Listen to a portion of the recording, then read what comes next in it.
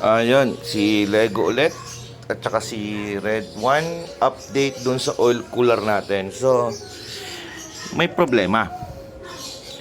Yung oil, maganda yung takbo niya. Mapasok dun sa oil cooler, mapasok dito, tapos dumidiretso dito. Ang problema, pag medyo long drive na, ang nangyayari is parang huminto yung pasok dito, parang dumidiretso siya doon sa oil cooler. So bubuksan ko to, kukunin ko yung nakatakip doon sa butas, yung sa butas dito sa loob. Tingnan natin. Ayun, so nabuksan ko na, kinuha ko na. So eto na siya. Ito yung dalawa. So ginamitan ko siya ng interior saka high temp na goma. Kaya lang lumalambot siya, hindi kaya yung init niya pag 100 plus degrees na. Yung ano, ay puta, nahulog pa. Pag 100 degrees na. So palitan ko siya nito. Palitan ko siya ng washer na 49mm by 27. So 49 tong labas, 27 tong loob.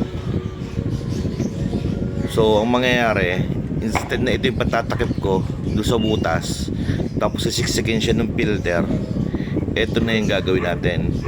Bale, nilagyan ko siya ng belomoid, tsaka ito gasket. Pero nalagyan ko siya dito ng gasket, tapos tsaka kasi mapasok doon sa loob. Bali, pag ganyan ang pasok niya, para ito yung tumakip sa butas, kasi ito yung itutulak nung filter.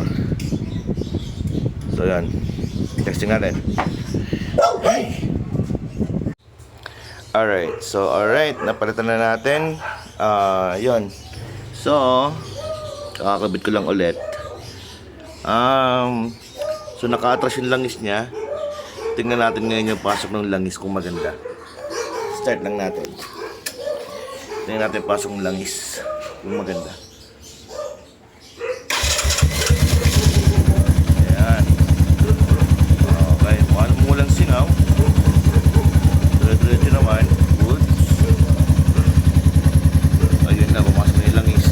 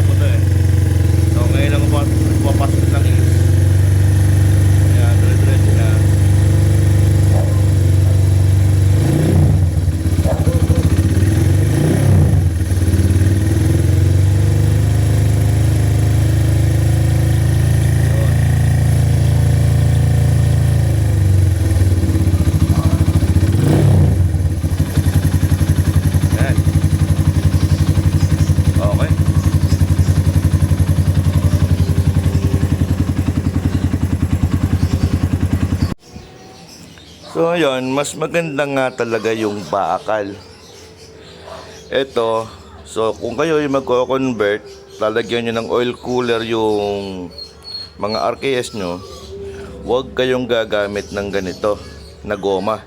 Pantakip dun sa inlet nung langis. So useless to. Mas maganda pa rin yung bakal. Kahit anong init, hindi siya magbubukan na ganyan para papasukan yung langis doon diretso. So yun lang.